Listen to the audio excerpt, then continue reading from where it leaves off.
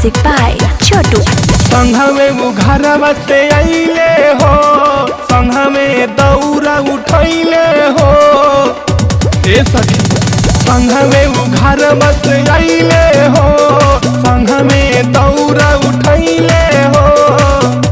कि भोरे वाला बेरा में हमर सैया हो भूलेंगे छठ मेला में हमर रजऊ हो भूलेंगे छठ मेला में।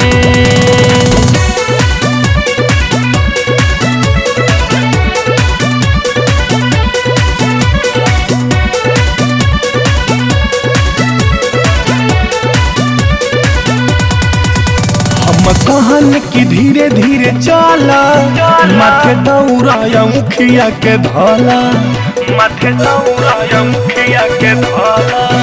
हम कहन कि धीरे धीरे चला, माथे दौड़ाया मुखिया के धला। भीड़ भारी बाटे केने केने खोजी, ले ले बाण चढ़ावे वाला फला। हम कहन कि धीरे धीरे चला, माथे दौरा बतेजी जनी करा। जाके पंडाल भीतर हम खोजनी, साथी संगाती से हम पूछनी कहे बानी अकेला में हमर सैया हो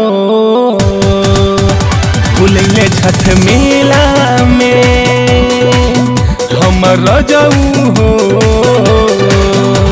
भूलेंगे छठ मेला में।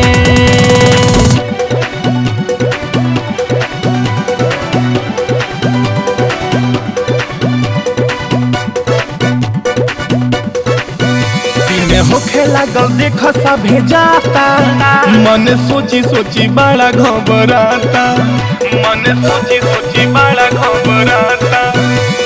होखे लागल देख सभे जाता, मन सोची सोची बड़ा घबराता। अम्मा कहन कि नाम बोला बात ऐसे मिली है नहीं है बुझाता। होखे लागल देख सभे जाता, मन सोची सोची बड़ा घबराता। सैया संदीप से मिला दो, छठी माई नजर घुमा दो। रित से ही झमेला में हमर सैया हो भूलेंगे छठ मेला में हमर रजऊ हो